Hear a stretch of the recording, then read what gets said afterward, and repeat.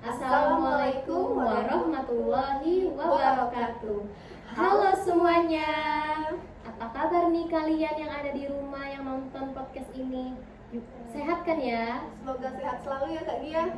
Iya, pada hari ini kita bakal bawain podcast dengan tema hak asasi manusia dan kewajiban warga negara demi mewujudkan musyawarah untuk mufakat. Pertama-tama izinkan saya memperkenalkan diri dulu. Nama saya Nazwa Regia Azahra dengan NIM PO 71331230072 dan rekan saya yang di sebelah saya ini. Perkenalkan, nama saya Dia Pondur Hidayati dengan NIM PO 71331230061. Oke, pertama-tama pada hari ini kita bakal bawain podcast yang menarik nih, yaitu tentang hak asasi manusia dan kewajiban. Di sini kita punya narasumber yaitu teman kita sendiri. Boleh masuk? Kakak-kakak semuanya, silakan masuk. Halo. Hai. Boleh perkenalan dulu Kak? Boleh.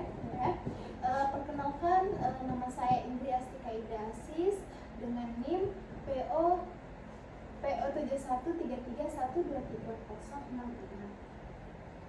Dan dengan saya sendiri Olivia Putri dengan NIM PO 71331230071. Kami di sini dari kelas 1B D3 Sanitasi Poltekkes Kemenkes Palembang. Pertama-tama mengenai tema kita yaitu hak asasi manusia dan kewajiban demi mewujudkan musyawarah untuk mufakat. Pertama-tama kami mau tanya nih buat kakak-kakak, apa sih definisi warga negara menurut kakak? Boleh dimulai dari Kak Indi? Oke, boleh. Menurut saya, warga negara itu adalah penduduk atau warga yang dari keturunan atau tempat kelahirannya, dan di negara itu memiliki kewajiban dan hak penuh dari negara itu. Jadi itu memiliki kewajiban atau haknya dari negara itu. Oh, oke. Kalau Kak Olive sendiri gimana? Kalau menurut saya, warga negara sendiri dapat diartikan warga suatu negara yang ditetapkan berdasarkan peraturan perundang-undangan, yaitu orang-orang bangsa Indonesia asli dan orang-orang bangsa lain yang disahkan dengan undang-undang dari warga negara. Oh gitu ya, jadi warga negara itu orang warga asli sini, bisa juga dari negara lain juga menetap di sini. Dari pengertian kakak tadi, apa sih yang kakak ketahui tentang hak asasi manusia dan kewajiban itu? Pengertiannya gitu atau gimana menurut kakak? Ya, Kak Olive dulu mungkin sekarang. Boleh. Kalau menurut saya, hak dan kewajiban yaitu adalah suatu hal yang pasti dimiliki oleh kita sendiri dan tidak terpisahkan dalam kehidupan sehari-hari. Hak dan kewajiban masing-masing berjalan beriringan sehingga keduanya harus dilaksanakan oleh setiap individu. Di Indonesia ini, hak dan kewajiban warga negara sudah diatur dalam Undang-Undang Dasar 1945. Kalau nggak salah dari pasal 27 hingga 34. Menurut Kak Indi sendiri? Kalau menurut saya, hak warga negara itu melekat pada manusia itu sendiri yang dari anugerah Tuhan, yang dihormati, dijunjung, dan dilindungi. Kan itu hak kita sebagai manusia di negara itu. Baik di negara, hukum, dan semua orang itu memiliki hak dan kewajibannya. Dan itu wajib dapat mendapatkan dari negara itu. Ya betul banget tuh, itu wajib ya, maksudnya kalau hak itu kita punya, kita harus punya. Kalau kewajiban itu kita harus menjalaninya. Oh gitu ya Kak. Berarti sudah dipahami ya tentang hak asasi manusia dan kewajiban itu sendiri. Jadi menurut kalian kakak-kakak, bagaimana pelaksanaan hak asasi manusia di Indonesia pada saat ini? Silakan. Dari Komnas HAM di sini menyimpulkan bahwa penegakan hak asasi manusia di Indonesia pada tahun 2019 belum mengalami kemajuan yang berarti. Berbagai komitmen dan agenda perbaikan kondisi hak asasi manusia yang dimandatkan nawacita. Rencana pembangunan jangka menengah nasional dan rencana aksi nasional menengah nasional hak asasi manusia belum menunjukkan pencapaian yang signifikan. Pernyataan ini disampaikan oleh Komisioner Pendidikan dan Penyuluhan Komnas HAM BK Ulul Haspara dalam webinar Masa Depan Hak Asasi Manusia dan Demokrasi di Era Normal Baru, Perspektif Nasional, Regional, dan Internasional. Dalam diskusi yang digagas oleh Humas Rights Working Group tersebut, BK menyampaikan banyak faktor yang menjadi pendorong persoalan pelanggaran hak asasi manusia di Indonesia. Banyaknya peraturan yang tidak diimbangi dengan penguatan kebijakan perlindungan hak asasi manusia dan sosial, eksisnya regulasi yang tidak sesuai dengan prinsip hak asasi manusia, lemahnya kemampuan institusi negara dalam hal penghormatan, perlindungan dan pemenuhan hak asasi manusia, rendahnya kepatuhan hukum dalam pemenuhan hak, budaya aparat dalam penghormatan dan perlindungan hak asasi manusia, serta minimnya pemahaman aparat negara pada pendekatan dan prinsip hak asasi manusia. Sama seperti tahun-tahun sebelumnya, lembaga yang paling banyak diadukan ke Komnas HAM adalah kepolisian. Namun, jumlah aduan terkait kepolisian dari tahun ke tahun mengalami penurunan. Komnas HAM juga memberikan perhatian khusus untuk isu-isu yang dianggap penting bagi masa depan demokrasi dan hak asasi manusia, seperti penyelesaian pelanggaran hak asasi manusia yang berat, konflik agrari, intoleransi, dan lain-lain.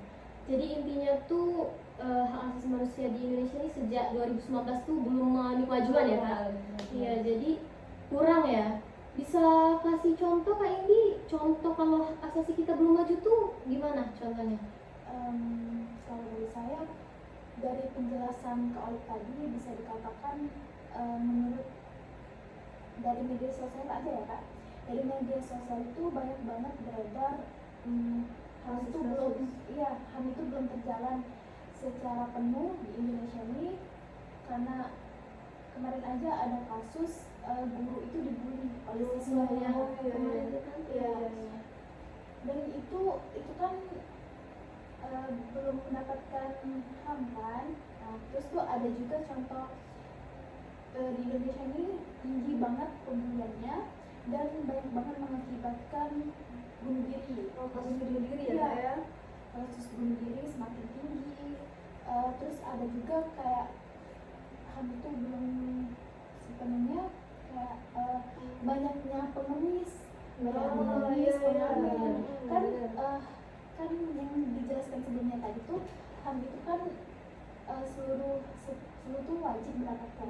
Kan mereka itu yang pengemis itu tidak mendapatkan pendidikan, tempat tinggal yang layak, Masih belum adil masih belum adil.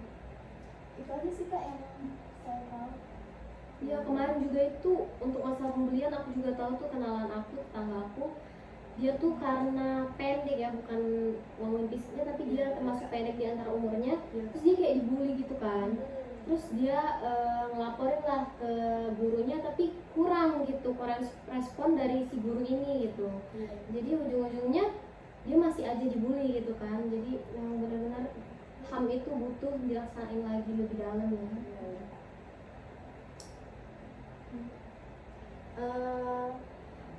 Saya mau bertanya lagi ya Kak ya, kenapa HAM itu sangat penting di Indonesia? Kalau dari saya pribadi, ya karena hak asasi manusia ini berhak untuk kita sendiri untuk didapatkan karena sebagai warga negara.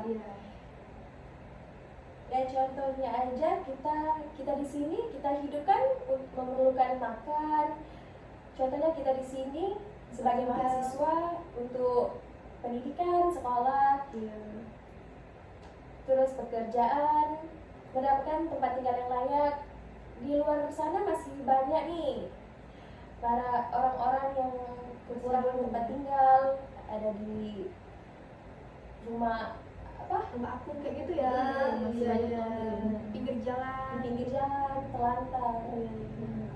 Jadi memang benar-benar penting banget ya harus Anak kecil yang tidak sekolah karena kekurangan keterbatasan ekonomi.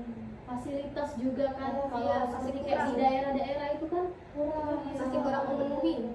terutama pendidikan sih, karena Iya, kan pendidikan. harusnya pendidikan itu yang utama. Iya, biar generasi penerus bangsa kan yang mana gitu. Oh iya, kemarin itu ada yang viral itu Ice Cold, nonton nggak Kak di Netflix? Iya. Ya nonton ya. Itu tentang Jessica Kumala Wongso yang jadi tersangka pembunuhan Mirna pada tahun 2016 silam. Itu kembali viral lagi nih akhir-akhir ini kan ya. Terus banyak nih yang langsung masalahin bahwa katanya itu HAM-nya Jessica itu belum terpenuhi gitu. Itu gimana Kak komentarnya? Tanggapan kakak? Kalau menurut saya itu kenapa belum terpenuhi, karena dari media sosial juga Jessica itu mengajukan 3 ajuan kepada Komnas HAM kenapa dia itu tidak mendapatkan hak dia. Seperti yang diajukannya itu dia mendapatkan kekerasan dari polisi, terus dia juga disuruh mengaku Pada mengaku atas perbuatan dia. iya, karena kan ya, belum ada bukti yang signifikan juga kan. Terus tuh ditongkongi oleh media sosial, banyak yang komen kayak gitu. Iya, aku tahu juga tuh yang katanya dia di hotel itu kan, Iya. dipergok terus disuruh tiba-tiba nyuruh carain diri padahal dia udah mau pulang tuh kan ke tempat dia tuh. Wah, ke Olive nih kok diam aja ini. Kakak tahu nggak apa tuh tentang? Oh iya, kakak ini nonton nggak sih Ice Cold ini? Kalau sejauh ini sih kan ini kayaknya lagi viral-viral banget ya. Aku tuh nggak nonton, nggak mengikuti kasus Jessica kasus ya. Jessica ini, tapi aku sedikit tahu di kasus ini tuh Jessica ini dituduh meracuni sahabatnya sendiri yang bernama Mirna, mencampurkan sianida ke dalam minuman Mirna pada malam itu. Cuma itu saja Kak yang aku tahu. Iya, ngomong-ngomong masalah sianida, sebenarnya dalam apel itu ada sianida loh. Di biji apelnya itu ada 0,2 mg. Dan dari bukti yang kemarin ya kan yang kita nonton itu bahwa di tubuhnya Mirna itu setelah 3 hari cuma terdapat 0,2 mg sianida gitu kan dalam tubuhnya, sedangkan tuh Kata dokter Jaja ya. iya. Sering kan makan apel. Iya. Nah, ini juga sedangkan kata dokter Jaja pula ya. Pas podcast kemarin ya kan Iya. sama Dokter Richard. Iya. Dokter Richard. Minimal itu sianida itu harusnya 170 mg supaya dia itu bisa sampai meninggal. Iya, benar banget. Dan kalau sampai 170 itu kata dokter forensik itu bakal nguap gitu kalau dalam minuman. Orang sekitar juga pasti akan pingsan ya. Iya sebenarnya. Tapi terlepas dari bukti-bukti yang rancu dan masalah ini, kalau penasaran nonton ya, silahkan nonton Jangan lupa sendiri nonton, ya. guys. Ya. Kita kembali ke topik kita tadi. Itu gimana sih biar HAM itu terlaksanakan gitu, atau pencegahan biar pelanggaran HAM tidak terjadi atau kita tidak melanggar HAM orang lain gitu Kak. Gimana itu? Upayanya kak. Upaya. Boleh siapa dulu yang mau jawab? Boleh Kak Olive. Di sini upaya pencegahan pelanggaran hak asasi manusia dengan meningkatkan kerjasama antar golongan atau antar kelompok, memberikan jaminan hak asasi manusia melalui peraturan dan perundang-undangan, meningkatkan profesionalisme pertahanan negara dan aparat keamanan, penegakan supremasi hukum yang harus dilakukan dengan melibatkan partisipasi masyarakat, meningkatkan kualitas pelayanan publik sehingga mencegah terjadinya pelanggaran hak asasi manusia, meningkatkan pemahaman mengenai prinsip hak asasi manusia ke masyarakat. Mungkin dilanjut sama Kak Indi. Kalau dari saya sih ada beberapa cara upaya penegakan HAM itu. Yang pertama melalui pendidikan karakter. Melalui pendidikan karakter itu, dengan pendidikan itu bisa ditegakkan HAM dari dini supaya bisa mengajarkan dapat, dan dari dini juga bisa dapat mencegah agar pelanggaran HAM itu tidak terjadi. Terus kalau yang kedua tuh mempelajari HAM. Mempelajari HAM itu adalah metode penangkapan di lingkungan masyarakat yang membuat kita tuh sadar akan rasa tinggi kemanusiaan dari HAM itu. Terus menegakkan dengan berbuat baik, baik seperti peduli, jujur kepada sekitar, terus adil dengan sesama, dan dapat mencerminkan pribadi yang menjunjung tinggi rasa HAM. Jadi upaya HAM itu harus dari diri sendiri juga, dari aparatnya juga kan, penegak hukumnya ya, dibanyakin itu knowledge-nya lah ya, pengetahuannya juga biar terlaksana dengan baik. Nah, ini pertanyaan terakhir ya Kak dari saya. Kalau dari kakak-kakak sekalian, apakah sudah dapat HAM yang layak pada diri kakak-kakak sendiri? Dalam kehidupan sehari-hari dalam gimana? kehidupan sehari-hari. Kalau dari saya pribadi, alhamdulillah saya sudah mendapatkan HAM, mulai dari pendidikan, tempat tinggal saya, makan, terus terpenuhi. Alhamdulillah saya dari keluarga yang mampu, berkecukupan. Dan ngomong nambahin sama seperti Kak Indi, saya juga kan kau juga. Oh iya. Nggak mau gitu potong. Sama juga seperti Ya, saya sama seperti Kak Indi. Saya juga alhamdulillah dari keluarga yang berkecukupan, mendapatkan pendidikan dari SD sampai sekarang jadi pelajar mahasiswa, terus makan alhamdulillah, terus tempat ya, Kak, ya? tempat tinggal juga yang layak alhamdulillah. Juga belum kena pelanggaran HAM atau apa kan kakak ini, alhamdulillah ya. Alhamdulillah nggak mendapatkan itu seperti pembunuhan atau apa itu semacamnya, nggak pernah mengalami. Alhamdulillah Kak. Terus kita lanjut ke yang selanjutnya. Halo teman-teman, sekarang kami sudah bertukar peran. Kami sebagai penanya dan Kak Nazwa dan Kak Dia sebagai narasumber. Dengan topik yang sama, hak dan kewajiban warga negara demi mewujudkan musyawarah untuk mufakat. Dan kami menyiapkan beberapa pertanyaan untuk Kak Nazwa dan Kak Dia. Oke, ini mulai dari pertanyaan pertama. Menurut kalian, apa sih kewajiban warga negara itu sendiri? Boleh dimulai dari saya ya. Kewajiban warga negara itu menurut saya adalah sesuatu yang harus kita lakukan gitu. Wajib kan dalam artian kita harus melakukannya. Kalau kita nggak melakukannya pastinya ada konsekuensinya kan. Kayak menaati hukum gitu kan. Jadi itu wajib atau aturan lah ya, bisa dibilang aturan yang harus kita jalani gitu. Saya akan menambahkan sedikit dari jawaban Kak Dia tadi. Kewajiban warga negara itu mencakup sebagai besar seperti membayar pajak, membela tanah air juga itu termasuk kewajiban kita ya. Berpartisipasi dalam pertahanan dan keamanan, serta menghormati hak asasi manusia orang lain. Seperti itu aja sih yang saya tahu dari kewajiban warga negara. Dari penjelasan kewajiban warga negara, kita masuk ke soal kedua.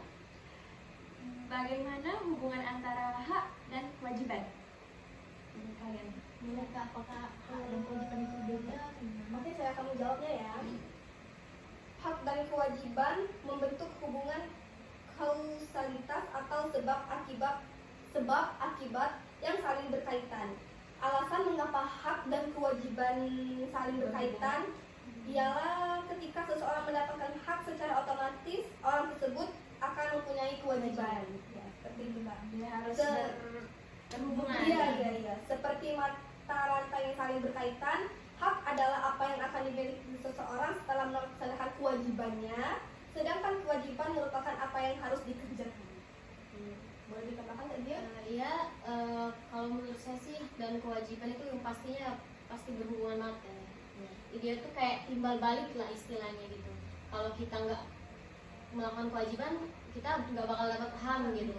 Kalau kita nggak dapat HAM, berarti kita nggak menjalankan kewajiban kita dengan baik gitu kan. Terus untuk HAM sendiri kan itu kita dapat ya kan.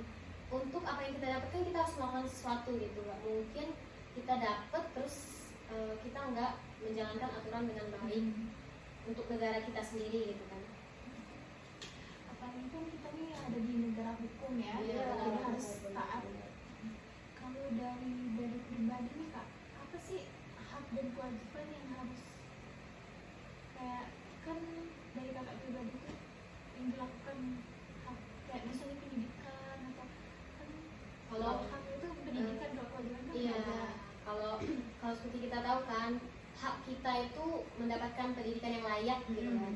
Terus kewajiban kita menjalankan pendidikannya dengan taat gitu kan, dengan benar, dengan sungguh-sungguh. Contohnya lagi itu hak, iya, contohnya lagi hak mendapatkan keadilan. Kewajiban kita yang menaati peraturannya gitu, agar kita mendapat keadilan yang baik gitu. Itu sih. Ya, sedangkan dari saya, kewajiban itu juga bisa berasal dari sila-sila ya Kakak. Misalnya dari sila 1, ketuhanan yang Maha Esa itu seperti warga negara wajib memberikan kebebasan pada orang lain untuk memilih agamanya sendiri. Kepercayaan Iya. masing-masing ya pilih agama. Sedangkan pada sila kedua yaitu kemanusiaan yang adil dan beradab ya Kak. Bisa menjadi warga negara menjunjung tinggi nilai kemanusiaan dan tanggung jawabnya.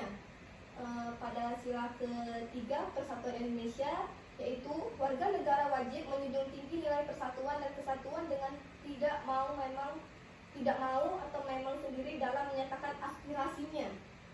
Pada sila keempat yaitu kerakyatan yang dipimpin oleh hikmat kebijaksanaan dalam permusyawaratan perwakilan, itu seperti warga negara wajib menjunjung tinggi nilai musyawarah dan demokrasi dalam berbagai kehidupan bermasyarakat. Sedangkan yang terakhir yaitu sila kelima, keadilan sosial bagi seluruh rakyat Indonesia, seperti warga negara wajib menegaskan nilai keadilan sosial kepada sesama warga negara tanpa memandang ras, suku maupun agama tertentu.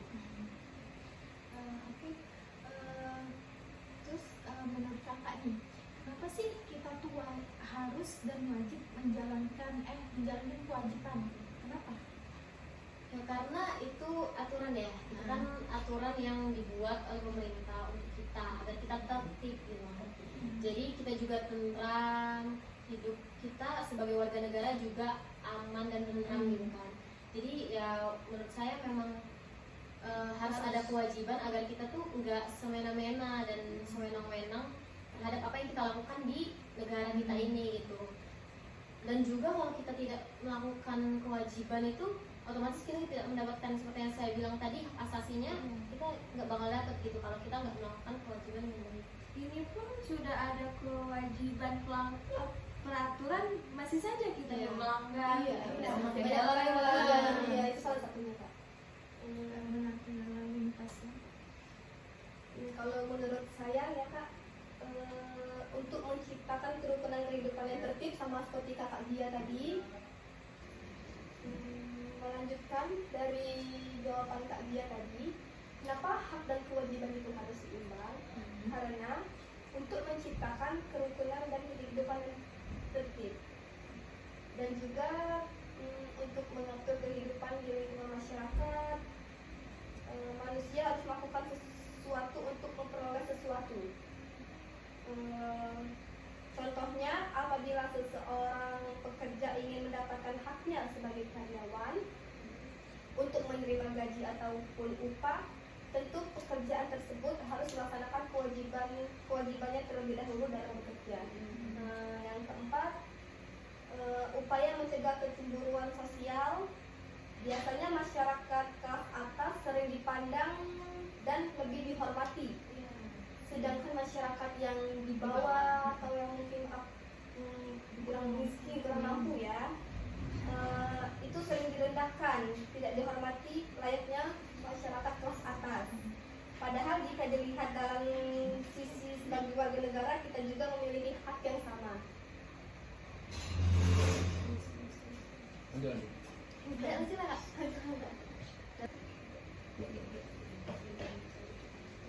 Dan yang terakhir, hak dan kewajiban hak dan kewajiban merupakan satu kesatuan. Demikian penjelasan tentang alasan mengapa hak dan kewajiban harus dilaksanakan secara seimbang, yaitu untuk menjaga agar menciptakan kerukunan dalam hidup bermasyarakat serta mencegah terjadinya suatu masalah. Rukun gitu. Iya, rukun. Oke, dari penjelasan kakak ini tadi, jadi kan zaman kan mulai maju kan, nah, banyak banget kebiasaan yang dulu yang sering dilakuin, sekarang tuh udah pudar, udah nggak dilakuin. Kalau di era kakak masih nggak sih ngelakuin kayak gotong royong, kambing, atau udah nggak ngelakuin itu? Kebetulan saya dari desa ya, mungkin di desa saya atau gimana ya. Kalau di desa saya sendiri itu masih melakukan gotong royong setiap minggunya, itu wajib dilakukan pada warga-warga di sana ya. Iya. Kalau dia tidak ikut dalam gotong royong tersebut, kegiatan gotong royong tersebut, mereka akan dapat sanksi. Sanksi itu bisa berupa denda misalnya untuk uang kas, seperti itu.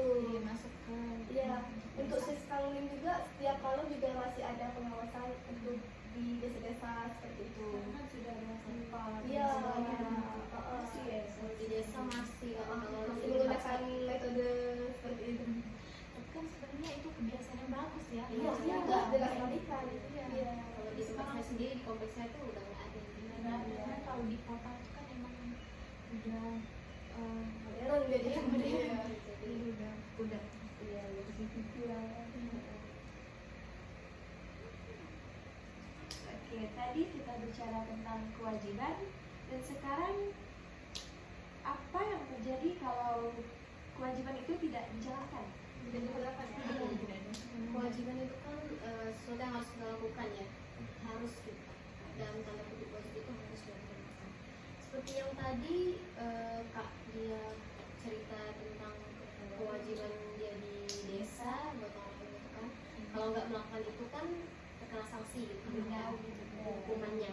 Sama seperti ini, kalau kita nggak menjalankan kewajiban dengan baik ya pastinya kita mendapatkan sanksi, mendapatkan hukuman, bisa berupa denda, bisa berupa apa gitu kan. Dan juga kalau kita tidak melakukan kewajiban dengan baik itu kita nggak akan mendapatkan hak kita dengan baik juga. Karena itu kan seperti yang dijelaskan tadi merupakan timbal balik. Jadi sangat berhubungan gitu, harus seimbang. Kita juga pasti tidak akan mendapatkan hak-hak kita ya Kak. Iya, kalau kita nggak menjalankan kewajiban dengan baik. Jadi memang itu Harus berhubungan. Iya. Lantas dari penjelasan kakak tadi, penjelasan kakak yang di atas itu sudah belum nggak sih kak kakak tuh melaksanakan kewajiban itu, atau kakak tuh ada melanggar Di kehidupan sehari-hari. Kalau dari garis besarnya sih menurut saya sudah ya, karena seperti kewajiban pendidikan dengan sungguh-sungguh itu saya sudah menurut saya ya melaksanakan dengan itu. Terus juga saya juga menaati aturan lalu lintas, kalau saya berkendara gitu Memakai helm ya Kak. memakai helm, jadi kita menaati aturan yang ada gitu. Terus juga untuk kewajiban membayar pajak dan kewajiban yang lain itu alhamdulillah sudah dilaksanakan dengan baik. Sama juga ya seperti kakak dia tadi, kewajiban misalnya untuk sholat ya. Sholat itu kan kewajiban dalam agama saya. Ya.